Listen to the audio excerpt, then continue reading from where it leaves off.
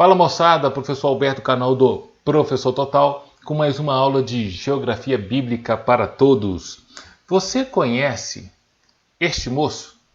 Este moço é o rei Salomão. Você sabe de quem ele foi filho? Você sabe como ele desempenhou a geopolítica naquela época, na época do seu reinado? Você tem ideia de como eram as principais atividades comerciais desenvolvidas por este rei em Israel naquele tempo? Você sabe o que ele pediu a Deus? Não. Fica comigo que você vai conhecer um pouco sobre a história desse rei no contexto de geopolítica, a geopolítica no tempo de Salomão. Beleza? Mas antes, se você ainda não é inscrito nesse canal, inscreva-se, ative o sininho de notificações para você não perder nada e divulgue tanto este vídeo quanto o canal para o máximo de pessoas que você conseguir. Beleza? Então vamos lá! Moçada, para compreendermos a geopolítica atual, precisamos conhecer os principais países que estão envolvidos nos relacionamentos internacionais, conhecer um pouquinho sobre a economia de cada país, sobre a cultura, sobre o poder militar e a política principalmente. Conhecer quem são os representantes desses países, os seus governadores, presidentes, primeiros-ministros, os premiers, né? Então, a partir daí, teremos uma compreensão total de como funciona esse jogo geopolítico no mundo, né? Saber como os acordos, as alianças são construídas e são firmadas. Quem vai levar mais vantagem, quem vai levar menos vantagem, quem vai perder. Como isso é construído e como as outras nações enxergam esses acordos. Bem, isto é uma noção que devemos ter da geopolítica atual. Mas e no tempo do rei Salomão? Como isso funcionava? O próprio rei Salomão era uma das peças fundamentais da geopolítica naquele tempo. Ele sucede o seu pai após a morte de Davi, o seu pai. Lá em 1 Reis, capítulo 2, no verso 10, vai fazer referência à morte do rei Davi. A partir daí, Salomão sucede o seu pai. O rei Salomão era uma pessoa que tinha um conhecimento muito grande acerca do mundo geopolítico, acerca dos negócios. Ele desenvolveu isso, principalmente a partir da sabedoria concedida por Deus. Ele orou, pediu a Deus sabedoria e Deus concedeu. Com essa sabedoria, ele conseguiu ampliar a sua visão como rei, como administrador do reino, para fazer uma política interna bem sólida e para construir relações internacionais com as nações do entorno. O próprio reino, o reino que ele sucedeu o seu pai, estabelecido pelo seu pai, era um reino que estava em paz, já tinha alcançado o máximo, chegado a um limite dentro do reinado de Davi. A ideia aí era que o próprio rei Salomão pudesse mantê-lo conservado, tá? E estabelecer negócios com as nações do entorno. E foi o que ele fez. Ele estabeleceu alianças com as nações do entorno. Então ele tinha essa visão, ele tinha esse conhecimento, essa perspicácia, essa visão estratégica que um bom líder de uma nação deve ter. E Salomão desenvolveu isso. E ele tinha a capacidade de influenciar as principais rotas comerciais, as rotas que pegavam a região norte e sul do Egito e se estendia ali pela Arábia até o norte da Síria. Olha, era uma região bem considerável. Era uma área muito grande. Então, ele teve essa possibilidade, essa capacidade de captar negócios também com os fenícios, lá em Tiro.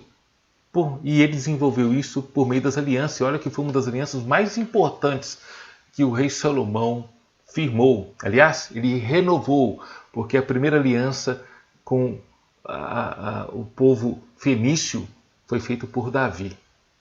Salomão apenas renovou. Salomão conseguiu gerar, então, para o Estado de Israel uma grande renda com o comércio estrangeiro. Muito interessante, né? A partir de agora, nós vamos ver as 4 áreas de negócios estratégicos internacionais no período do rei Salomão. Primeira área de negócios estratégicos do rei Salomão, o comércio do Mar Vermelho. Onde está isso? Na Bíblia. Vamos lá, 1 Reis, capítulo 9, do verso 26 ao verso 28. Diz assim: Também o rei Salomão fez naus em Ezion-Geber, que está junto a Elate, à praia do mar de Suf, na terra de Edom. E mandou Irão com aquelas naus a seus servos, marinheiros, que sabiam do mar, com os servos de Salomão. E vieram a Ofir, e tomaram de lá 420 talentos de ouro, e os trouxeram ao rei Salomão. Tem também, em 1 Reis 10, no verso 11, também as naus de Irão, que de Ofir levaram ouro, traziam de Ofir muita madeira de amugue e pedras preciosas. Vamos dar um pulinho até o verso 22. Porque o rei, verso 22, porque o rei tinha no mar as naus de Tarsis, com as naus de Irão. Uma vez em 3 anos tornavam as naus de Tarsis e traziam ouro e prata, marfim e búzios, macacos e pavões. Olha, a gente consegue perceber aí como que Salomão, a partir desses versos, apenas desses versos, avançou num expansionismo marítimo. Tá? Ele fez isso inspirado na expansão marítima fenícia, que já dominava ali a região do mar Mediterrâneo. Tá? Então, eles procuraram ali desenvolver, Salomão procurou desenvolver as suas aventuras marítimas, né? O seu expansionismo marítimo, né? Com base ali, com o apoio dos fenícios. A aliança de Israel com os fenícios está em 1 Reis, capítulo 5, do verso 1 ao 12, depois dá uma olhada lá. Salomão renova uma aliança que já havia sido construída pelo seu pai, rei Davi. Então essa aliança é efetivada, ela avança. A Fenícia é liderada pelo rei Irão I, lá do ano 969 a 936 a.C., foi o período do reinado dele. E a Fenícia, mais uma vez, ela influenciava toda a porção sul da Fenícia, ali, dominava toda aquela região. Eles avançaram muito ali em direção ao mar Mediterrâneo. Para vocês terem ideia, os fenícios conseguiram estabelecer colônias de exploração na região de Chipre, tá? Chipre, depois se estenderam até a Sardenha, próximo ali o nordeste da Itália. É muito provável que eles tenham chegado até a atual Espanha hoje e em várias porções ali ao norte da África, por exemplo, na região da Líbia, por exemplo. Ok? Perfeito? Então, para se ter uma ideia, essa aliança aí resultou, entre Salomão e os fenícios, resultou aí em uma troca de benefícios comerciais. Israel ganhou com isso, o Império de Salomão ganhou com isso. Então eles ganharam com a exportação de trigo e de óleo de oliva do Império de Salomão para Tiro. Agora, Tiro encaminhou madeira de lei do Líbano para a construção dos projetos de Salomão, a construção do templo. Então essa aproximação com os fenícios abriu aí caminhos para o comércio e para a indústria. Nós vamos ver mais um pouquinho aí. Né? Com os armadores fenícios, por exemplo, ele construiu também uma frota mercante em Ezion-Geber, que fica ali na próxima região dos Edomitas, ali, próximo ao Golfo de Elate, de Ágaba. Ok? Então, com as naus prontas, construídas a partir do auxílio dos fenícios, que eram grandes engenheiros navais, eles foram comissionados pelo próprio rei Salomão para viagens comerciais regulares, principalmente em busca do ouro de Ofir. Agora vamos lá. Teoriza-se os locais de onde o Ofir, o ouro de Ofir era extraído. Alguns vão apontar a região da Somália, outros vão apontar a região da Arábia, vão chegar a apontar até a Índia. Mas um fato muito interessante que muitos estão apontando, tá, é que o ouro de Ofir ele possa ter sido extraído em terras brasileiras. Sim, aqui na América do sul. É apenas uma teoria, depois a gente pode desenvolver esse assunto em um outro vídeo. Mas alguns apontamentos acerca disso são terras ou ilhas da além do Mediterrâneo. Para você ter ideia, por exemplo, no Rio de Janeiro, na Pedra da Gávea, tem inscrições fenícias ali. No Nordeste, tem vários pontos no litoral nordestino com inscrições fenícias. Depois a gente pode trazer isso para nós aí, alguns rumores de outras marcas ou vestígios de fenícios dentro do território brasileiro. Ok? Então, são essas informações aí. Ninguém sabe ao certo onde fica, exatamente onde fica as minas de Ofir, onde o ouro era extraído. Essas viagens duravam em torno aí de 1 a 2 anos, ou de 1 a 3 anos, então variava muito, ia depender muito daquilo que eles estavam extraindo e carregando. Então, traziam muitos produtos exóticos para Salomão: ouro, prata, madeiras raras, joias, marfim para o seu divertimento, real, macacos. Você sabia disso? Se você sabia, escreva aí na aba de comentários. Segundo negócio estratégico desenvolvido pelo rei Salomão em seu tempo, o comércio das caravanas com a Arábia. Era de conhecimento de todos naquele tempo que Salomão tinha o desejo de desenvolver o comércio terrestre com o sul, ali com a região sul de Israel, se estendendo com a região da Arábia. Tanto é que ele recebeu uma visita, a visita da rainha de Sabá. Uma visita muito importante. E esse episódio você vai encontrar no livro de 1 Reis, capítulo 10, do 1 ao 10 inicialmente. E ouvindo a rainha de Sabá a fama de Salomão acerca do nome do Senhor, veio prová-lo com questões difíceis. E chegou a Jerusalém com grande comitiva, com camelos carregados de especiarias e muitíssimo ouro e pedras preciosas. E foi a Salomão, e disse-lhe tudo quanto tinha no seu coração. E Salomão lhe deu resposta a todas as suas perguntas. Nada houve que não lhe pudesse esclarecer. Vendo, pois, a rainha Sabá toda a sabedoria de Salomão, e a casa que edificara, e a comida da sua mesa, e o assentar dos seus servos, e o estar de seus criados, e as vestes deles, e os seus copeiros, e os holocaustos que ele oferecia na casa do Senhor, ficou fora de si. Verso 6. E disse ao rei: era verdade a palavra que ouvi na minha terra, dos teus feitos e da tua sabedoria. E eu não cria naquelas palavras. Até que vim e os meus olhos ouviram. Eis que não me disseram metade. Sobrepujaste em sabedoria e bens a fama que ouvi. Bem-aventurados os teus homens, bem-aventurados esses teus servos, que estão sempre diante de ti e ouvem a tua sabedoria. Verso 9. Bendito seja o Senhor teu Deus, que teve agrado em ti, para te pôr no trono de Israel. Porque o Senhor ama Israel para sempre. Por isso te estabeleceu rei, para fazeres juízo e justiça. E deu ao rei 120 talentos de ouro, e muitíssimas especiarias, e pedras preciosas. Nunca veio especiaria em tanta abundância, como a que a rainha de Sabá deu ao rei Salomão. Vamos ao verso 13.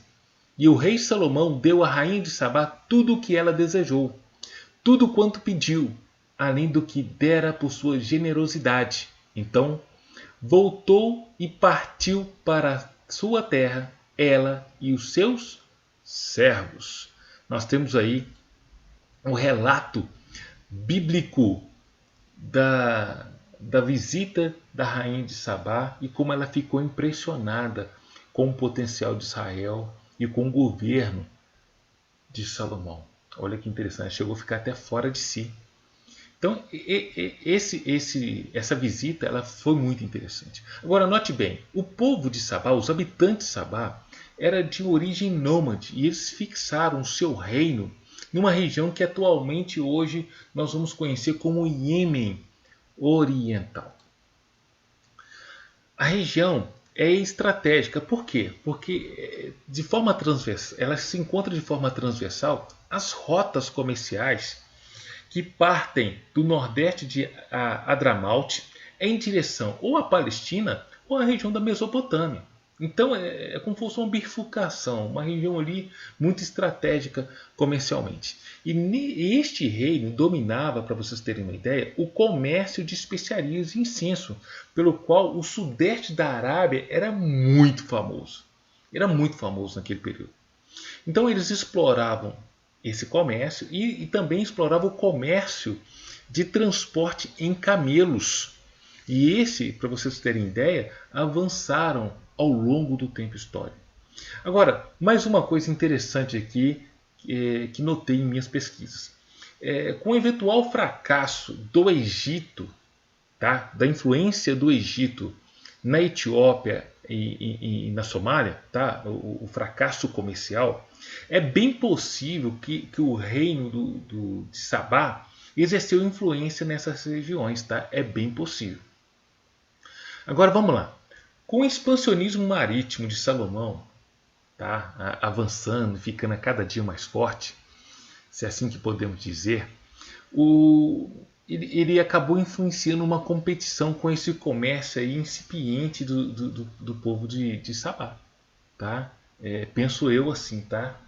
Então esse comércio, tá, das caravanas aí acabou influenciando a rainha de Sabá, por isso que ela foi fazer uma visita ao rei Salomão, e acabou que ele conseguiu ali influenciá-la, tá? Fazendo com que ela pudesse agir em seu favor para cumprir os seus interesses. E isso aí tem toda uma analogia por trás. Então a rainha de Sabá visita Salomão, leva à mostra suas especiarias, as suas mercadorias. Tá 1 Reis 10:10 que a gente leu. Então ouro, joias e especiarias diversas.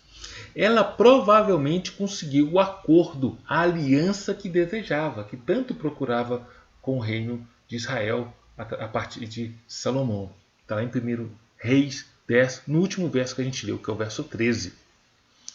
Agora, olha que interessante. Depois faz uma pesquisa sobre os judeus negros. Faça uma pesquisa sobre os judeus negros. Você conhece quem são os judeus negros?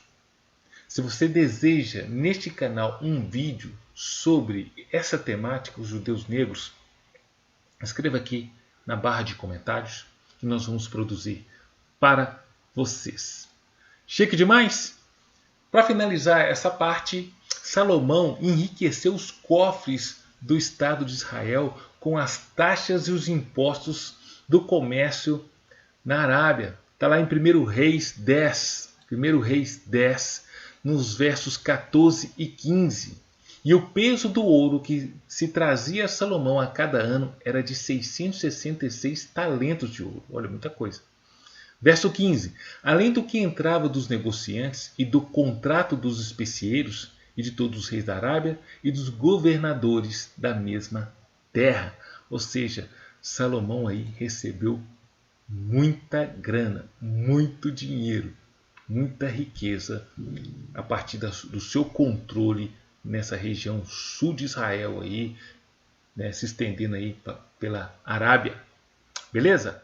Terceiro negócio estratégico desenvolvido pelo rei Salomão em seu tempo, em seu reinado, a indústria do cobre. Salomão recebia eventualmente carregamentos de cobre por meio de grandes embarcações. Nós vamos ver isso em 1 Reis, capítulo 10, no verso 22. Porque o rei tinha no mar as naus de Tarsis, com as naus de Irão. Uma vez em 3 anos, elas retornavam com as naus de Tarsis e traziam ouro e prata, marfim e búzios e pavões. Podemos perceber aí que essas naus, que esses navios, eram navios de grande estrutura, eram navios mais fortes, mais capacitados para o carregamento aí de minério, e minério em forma de lingote, no caso aí do cobre. Então, grandes vileiros, mais fortes em sua estrutura, que navegavam em alto mar. Em muitos dessas naus traziam cobre, minérios da região da Sardenha e da região de Chipre. Então era necessário ter um veleiro bem estruturado. E um detalhe que Tarsis significa fundição, um dos significados. O outro é refinaria, ou seja, navios que são provenientes ou com carregamentos de minério, tá? Essa é uma referência para esse tipo de nau. É uma nau, era uma embarcação diferenciada. Só para vocês terem ideia, a indústria do cobre era muito importante para Salomão. Por quê? Porque vários utensílios do templo foram forjados em cobre. Lá em 1 Reis 7,45 vai falar sobre uma fundição no Vale de Jaboque, onde utensílios do templo foram fundidos e foram trabalhados ali a pedido de Salomão. Uma das pessoas que executou esse tipo de atividade, que acompanhou isso, foi o rei Irão, ou seja, a pedido de Salomão. Mas e a localização das minas de cobre, das minas do rei Salomão? Qual é a localização? Isso é um mistério. Ninguém sabe apontar de fato onde essas minas se localizam. Tá? Tem aí alguns apontamentos, algumas evidências, mas nós não temos evidências concretas das localizações.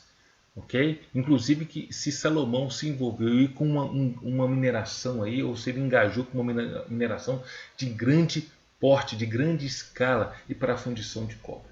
A gente não tem essa informação. Futuramente, os estudos arqueológicos, as explorações poderão nos trazer essas respostas, elucidar essa questão. Ok? Vamos para o quarto negócio estratégico. Quarto negócio estratégico desenvolvido por Salomão em seu tempo, o comércio de carros e cavalos. Em 1 Reis 10, no verso 28 e 29 diz assim: E traziam do Egito para Salomão cavalos e fio de linho, e os mercadores do rei recebiam o fio de linho por um certo preço, e subia e saía um carro do Egito por 600 ciclos de prata, e um cavalo por 150, e assim, por meio deles, eram exportados para todos os reis dos heteus e para os reis da Síria. Perceba que, a partir desses dois versos, podemos ter o entendimento do seguinte: Salomão começou a desenvolver esse negócio de carros e cavalos por dois motivos. O primeiro deles, paixão. Ele tinha uma paixão muito grande por cavalos. Tanto é que ele elogiava as suas mulheres, comparando-as com as éguas dos carros de guerra de Faraó. Toma cuidado para você não fazer esse tipo de elogio para sua esposa, para sua namorada, noiva, porque elas não vão entender o contexto. Este era um contexto para aquela época, para a época de Salomão. Toma muito cuidado, hein? As coisas podem ficar tensas para o seu lado. Brincadeiras à parte, vamos voltar ao raciocínio. Então o primeiro deles era paixão. O segundo motivo era a necessidade de aparelhar o seu exército. Era necessário estruturar o seu exército com carros preparados para a guerra e cavalos, inclusive para a ampliação do seu exército. Então Salomão envia um grupo de pessoas, agentes, para negociar na Cilícia e também no Egito em seu nome. Só que aí ele teve um start, ele teve um clique, que ele percebeu o seguinte: olha, eu tenho influência nas principais rotas de comércio que se estendem do Egito à Síria, avançando pela Arábia. Por que não intermediar esses negócios com os principais reinos do entorno de Israel? E assim foi feito. Salomão passa a intermediar, a ser este que vai negociar com os principais reinos, os cavalos da Cilícia e as carruagens de guerra do Egito. Tudo tinha que passar por ele. Isso se tornou um negócio bastante lucrativo para Salomão, bastante lucrativo para o império. Beleza? Você curtiu? Você percebeu aí como Salomão influenciou a geopolítica local em seu tempo? Interessante, né? Então, se você curtiu, deixa aí o seu like, comenta aí na barra de espaços de comentários o que você quer ver neste canal referente à geografia bíblica. Escreva aí para a gente analisar e produzir para vocês. Aproveite, atente-se ao que está escrito aí abaixo do vídeo. Tem informações importantes pelo qual você pode ajudar esse canal. Inclusive, essa aqui é uma. Se você pretende ir a Israel com sua família, você é dono de agência de viagem ou trabalha em uma agência de viagem, tem aí informação, uma caravana para Israel. Você que é padre em sua paróquia, você que é líder em sua igreja, você que é um pastor e tem aí um grupo que pretende ir até Israel, entre em contato conosco, com a minha assessoria. O contato se encontra na descrição desse vídeo. Procure informações sobre nossos pacotes de cursos, palestras e a possibilidade de eu, Alberto, estar junto com vocês em direção à terra de Canaã, ou melhor, a terra santa de Israel. Ok? Eu te agradeço desde já se você chegou até aqui. Muito obrigado. Deus abençoe e até o nosso próximo vídeo. Fica com Deus.